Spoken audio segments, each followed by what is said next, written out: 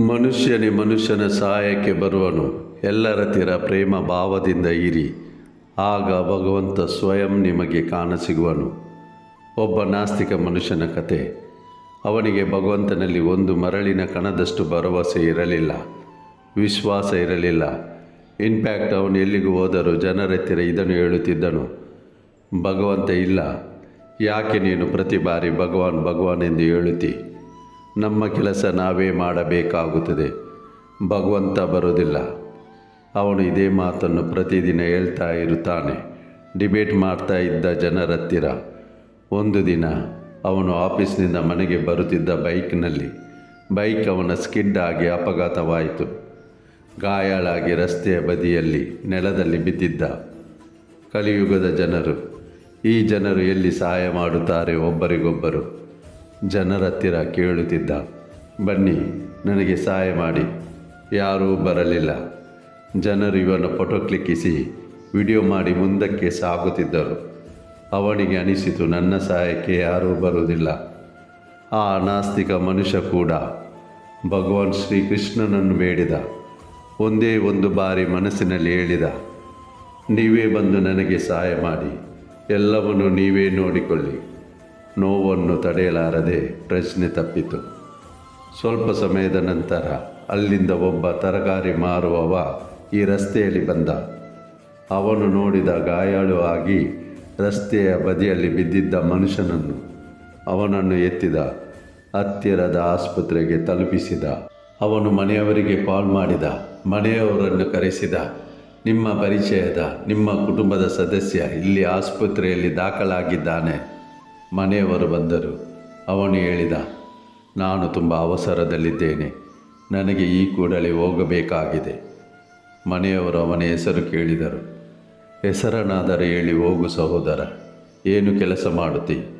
ಅವನು ಹೇಳಿದ, ತರಕಾರಿ ಮಾರಾಟ ಮಾಡುತ್ತೇನೆ, ಹೆಸರು ಕುಂಜ ವಿಹಾರಿ. ಮನೆಯವರು ಹೇಳಿದರು, ನಿನ್ನ ವಿಳಾಸವನ್ನು ತಿಳಿಸಿ ಹೋಗು. ಅವನು ಚೇತರಿಸಿಕೊಂಡ ಮೇಲೆ ಅವನನ್ನು ಕರೆದುಕೊಂಡು ಬರುತ್ತೇವೆ, ನಿನ್ನ ಭೇಟಿ ಮಾಡಿಸುತ್ತೇವೆ. ನಿನಗೆ ಏನು ಕೊಡಲು ಇಲ್ಲ ಅಂದರೂ ಧನ್ಯವಾದಗಳನ್ನು ಮಾಡಲಿ. ಆ ಮನುಷ್ಯ ಅವನ ವಿಳಾಸ ಬರೆಸಿ ಹೊರಟು ಹೋದ. ಇಲ್ಲಿ ಈ ನಾಸ್ತಿಕ ಮನುಷ್ಯನು ಆಸ್ಪತ್ರೆಯಲ್ಲಿ ಮೆಲ್ಲನೆ ಚೇತರಿಸಿಕೊಂಡ. ಆರೋಗ್ಯ ಸುಧಾರಿಸಲು ಪ್ರಾರಂಭಿಸಿತು. ಎಲ್ಲರ ಹತ್ತಿರ ಹೇಳತೊಡಗಿದ, ನೋಡು, ಭಗವಂತ ಏನೂ ಇಲ್ಲ. ನಾನು ಕೂಡ ಒಂದು ಬಾರಿ ಅವನ ಹತ್ತಿರ ಬೇಡಿದ್ದೆ, ಅವನನ್ನು ಕರೆದಿದ್ದೆ. ಭಗವಂತ ಅಲ್ಲ, ತರಕಾರಿ ಮಾರುವವ ಬಂದ. ಅವನು ಬಂದು ನನ್ನನ್ನು ಇಲ್ಲಿ ತನಕ ತಲುಪಿಸಿದ. ಭಗವಂತನನ್ನು ಕರೆದಿದ್ದೆ, ಭಗವಂತ ಬರಬೇಕಿತ್ತು, ಭಗವಂತ ಬರಲೇ ಇಲ್ಲ. ಪ್ರತಿಯೊಬ್ಬರಿಗೂ ಇದನ್ನೇ ಹೇಳುತ್ತಿದ್ದ. ಜನರು ಹೇಳುತ್ತಿದ್ದರು, ಇಲ್ಲ, ಭಗವಂತ ಅವನನ್ನು ಕಳಿಸಿರಬೇಕು.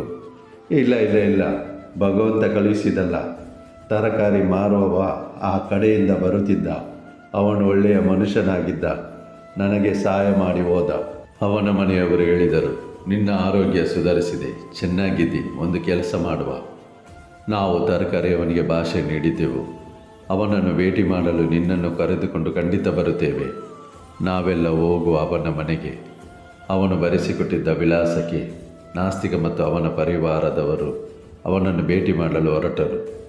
ಆ ವಿಳಾಸಕ್ಕೆ ಬಂದು ತಲುಪಿದರು. ಸುತ್ತಲೂ ನೋಡಿದರು. ಅಲ್ಲಿ ಒಂದು ಕೂಡ ಮನೆ ಇರಲಿಲ್ಲ. ಆದರೆ ಒಂದು ದೊಡ್ಡ ಮಂದಿರ ಇತ್ತು.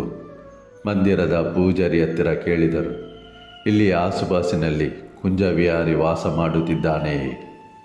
ಪೂಜಾರಿಯು ಸನ್ನೆ ಮಾಡಿ ತೋರಿಸಿದ. ಮಂದಿರದ ಒಳಗೆ ಮೂರ್ತಿ ಇತ್ತು. ಅದರ ಕಡೆ ತೋರಿಸಿ ಹೇಳಿದ, ಇದೇ ಒಂದು ಮಾತ್ರ ಕುಂಜ ವಿಹಾರಿ, ಮತ್ತು ಬೇರೆ ಯಾರೂ ಈ ಹೆಸರಿನಲ್ಲಿ ಇಲ್ಲ. ಆ ನಾಸ್ತಿಕ ವ್ಯಕ್ತಿಯ ಕಣ್ಣುಗಳಿಂದ ಕಣ್ಣೀರು ಬಂತು. ನೆಲದಲ್ಲಿ ಅಡ್ಡಬಿದ್ದ. ಸಾಷ್ಟಾಂಗ ದಂಡವತ್ ಪ್ರಣಾಮ ಮಾಡಿದ ಮತ್ತು ಹೇಳಲಾರಂಭಿಸಿದ, ಭಗವಂತ, ನಾನು ಮೂರ್ಖ. ಈ ಪ್ರಪಂಚದಲ್ಲಿರುವ ಎಲ್ಲರಿಗೆ ಇದೇ ಹೇಳುತ್ತಿದ್ದೆ. ಅವನು ಯಾರನ್ನೂ ಕಳುಹಿಸಿಲ್ಲ, ಅದೆಲ್ಲ ಏನೂ ಇಲ್ಲ. ಆ ತರಕಾರಿ ಮಾರುವವನ ಹೃದಯ ಒಳ್ಳೆದಿತ್ತು. ನನಗೆ ತಿಳಿಯದೆ ಹೋಯಿತು. ತರಕಾರಿಯವನ ರೂಪದಲ್ಲಿ ನೀವು ಸ್ವಯಂ ಬಂದಿದ್ದೀರಿ. ನನ್ನ ಕಣ್ಣುಗಳಿಂದ ನಿಮ್ಮನ್ನು ನೋಡಲು ಸಾಧ್ಯವಾಗಲಿಲ್ಲ. ಅರ್ಥ ಮಾಡದೆ ಹೋದೆ. ನನ್ನನ್ನು ಕ್ಷಮಿಸಿ ಪ್ರಭು. ಜೀವನ ಪರ್ಯಂತ ನಿಮ್ಮ ಬಗ್ಗೆ ಕೆಟ್ಟದ್ದು ಹೇಳುತ್ತಿದ್ದೆ. ಒಂದೇ ಒಂದು ಬಾರಿ ಕರೆದೆ ಮತ್ತು ಒಂದು ಕರೆಯಿಂದ ಬಂದಿದ್ದೀರಿ. ನಾಸ್ತಿಕ ವ್ಯಕ್ತಿ ಹೋಗಿದ್ದ ಮಂದಿರದ ಹೊರಗೆ ಬೋರ್ಡ್ ಹಾಕಲ್ಪಟ್ಟಿತ್ತು. ಅದರ ಮೇಲೆ ಬರೆದಿತ್ತು, ಮನುಷ್ಯನು ಇನ್ನೊಬ್ಬನ ಸಹಾಯಕ್ಕೆ ಆಗಬೇಕು. ಎಲ್ಲರನ್ನು ಪ್ರೇಮದಿಂದ ನೋಡಿದರೆ ನಾನು ನಿಮಗೆ ಸ್ವಯಂ ಕಾಣಸಿಗುವೆನು. ತುಂಬ ಸಣ್ಣದಾದ ಕತೆ. ಇದರ ಸಾರಾಂಶ ಹೇಳುತ್ತಿದೆ, ಪ್ರೇಮವನ್ನು ಎಲ್ಲರಿಗೆ ಹಂಚಿ ಅದರ ಜೊತೆ ಮೇಲೆ ಇರುವವನ ಮೇಲೆ ಭರವಸೆ ಇಡಿ. ಆವಾಗ ಒಂದೇ ಒಂದು ಕರೆಗೆ ಓಡೋಡಿ ಬರುತ್ತಾನೆ.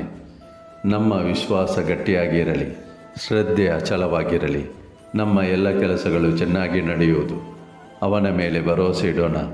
ಸ್ನೇಹಿತರೆ, ಕಮೆಂಟ್ ಮಾಡಿ ತಿಳಿಸಿ. ಸಾಧ್ಯವಾದಷ್ಟು ಪ್ರೇಮವನ್ನು ಎಲ್ಲರಿಗೆ ಹಂಚೋಣ. ಜೊತೆಗೆ ಮೇಲೆ ಇರುವವನ ಮೇಲೆ ಭರವಸೆ ಅಚಲವಾಗಿರಿಸೋಣ. ಎಸ್ ಅಂತ ಕಮೆಂಟ್ ಮಾಡಿ, ಲೈಕ್ ಬಟನ್ ಒತ್ತಿ ನಿಮ್ಮ ಒಪ್ಪಿಗೆ ತಿಳಿಸಿ. ಪಾಸಿಟಿವ್ ಆಗಿ ಯೋಚಿಸೋಣ. ಮೇಲೆ ಇರುವವನ ಆಶೀರ್ವಾದದಿಂದ, ನಿಮ್ಮವರ ಪ್ರೀತಿಯಿಂದ, ನಿಮ್ಮ ಆತ್ಮವಿಶ್ವಾಸದಿಂದ ಪ್ರಯತ್ನಿಸಿ ಗೆಲುವು ನಿಮ್ಮದಾಗಿಸಿ. ಈ ಜಗತ್ತು ನಿಮ್ಮನ್ನು ಹಿಂಬಾಲಿಸುವಂತೆ ಮಾಡಿ. ಮತ್ತೆ ನಮ್ಮ ಭೇಟಿ ಮುಂದಿನ ಕಥೆಯೊಡನೆ. ಅದ್ಭುತವಾದ ಕಥೆಗಾಗಿ ನಮ್ಮ ಚಾನಲ್ ಲೈಕ್ ಮಾಡಿ, ಸಬ್ಸ್ಕ್ರೈಬ್ ಮಾಡಿ, ನಮ್ಮನ್ನು ಪ್ರೋತ್ಸಾಹಿಸಿ. ಅಲ್ಲಿಯವರೆಗೆ ನಿಮ್ಮ ಕಾಳಜಿ ವಹಿಸಿ. ಸದಾ ನಗುನಗುತ್ತಾ ಇರಿ.